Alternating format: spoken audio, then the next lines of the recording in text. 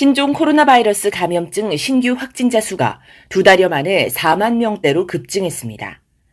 중앙방역대책본부는 13일 0시 기준 코로나19 확진자가 4만 266명 늘어 누적 1,860만 2,109명이 됐다고 밝혔습니다.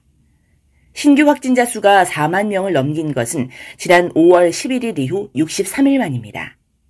또한 일일 확진자 규모가 전주 대비 2배씩 늘어나는 일명 더블링 현상이 2주 연속으로 나타난 것은 올 1월 말 오미크론 변이 대유행 이후 처음입니다.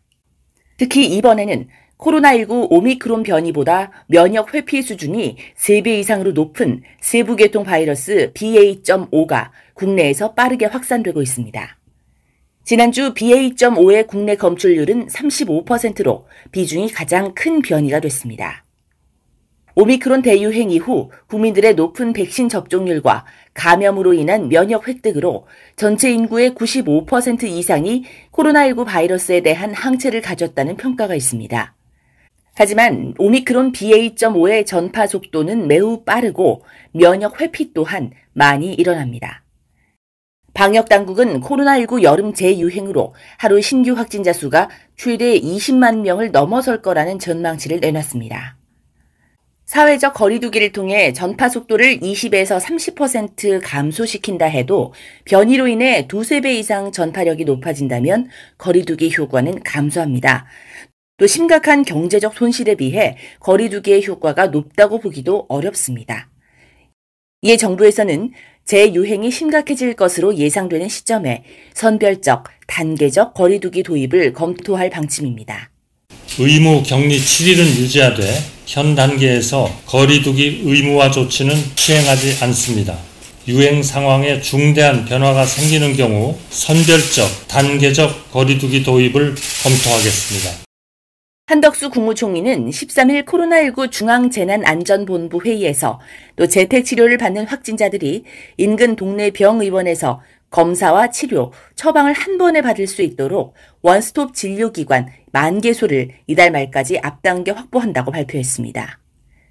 4차 접종을 50대와 18세 이상 기저질환자까지 확대합니다. 현재 중환자 병상 가동률은 최대 20만 명이 발생하더라도 입원 치료에 문제가 없도록 준비하겠습니다.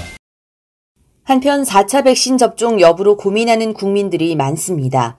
지금까지 접종이 이루어진 모더나와 화이자 백신 제품의 중화항체 역가를 살펴보면 지난 알파와 델타 바이러스에는 5,800이었으나 오미크론에는 중화항체 역가가 900으로 낮아졌고 오미크론 변이 BA.5에는 역가가 20으로 더욱 낮아 백신을 맞았더라도 효과가 없거나 재감염될 수 있습니다. 다만 4차 접종 시 역가는 275로 효과는 미미하지만 중증 확률이나 사망률을 현저히 떨어뜨릴 수는 있습니다. 미국 질병통제예방센터는 응급실이나 긴급치료 클리닉을 찾아가지 않도록 막아줄 확률이 3차 접종 후 4~5개월이 지나면 66%, 5개월을 넘기면 31%로 떨어진다고 밝혔습니다. 따라서 고위험군이나 고령자는 4차 백신을 접종할 필요가 있다고 전문가들은 권고합니다. 이번 확진자 더블링으로 약국에서는 감기약 품절 대란 등의 우려가 나오고 있습니다. 약국에서는 진단키트, 전문의약품, 일반의약품 등의 구비와 함께 코로나 후유증 대처에 만전을 기해야겠습니다. 지금까지 K5 뉴스였습니다.